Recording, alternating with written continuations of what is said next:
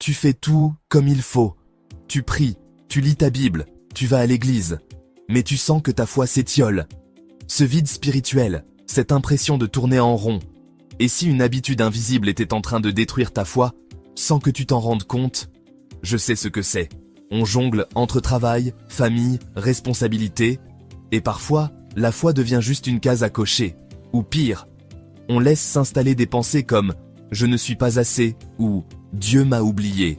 Petit à petit, elles étouffent la confiance et transforment notre relation avec Dieu en simple routine. Jésus dit dans Marc chapitre 7, versets 6 à 7, « Ce peuple m'honore des lèvres, mais son cœur est éloigné de moi. » Et dans Proverbes chapitre 4, verset 23, « Garde ton cœur plus que toute autre chose, car de lui viennent les sources de la vie. » Le problème, ce n'est pas juste ce que tu fais extérieurement, mais ce que tu laisses entrer dans ton cœur. Si tu nourris le doute ou la routine plus que la parole, c'est la routine qui grandira. Et ta foi s'affaiblira.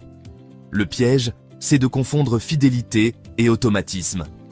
Dieu ne veut pas tes performances, il veut ton cœur, vrai et authentique. La foi ne meurt pas d'un coup, elle s'éteint comme une flamme à qui on retire l'huile. Chaque mensonge accepté enlève une goutte d'huile, mais chaque vérité de Dieu ajoutée rallume la lumière. Aujourd'hui, prends 2 minutes. Identifie une pensée négative ou un domaine où ta foi est devenue automatique. Remplace-la par une promesse biblique et fais un acte d'amour volontaire cette semaine, juste pour Dieu. Répète après moi, Seigneur Jésus, pardonne-moi d'avoir laissé la routine remplacer la relation. Je refuse de nourrir les mensonges, réveille mon cœur, rallume ma passion pour toi. Je veux te connaître vraiment, pas juste te servir par habitude. Amen. Écris réveil en commentaire si tu veux sortir de la routine religieuse. Partage cette vidéo à un ami qui a besoin de retrouver la flamme.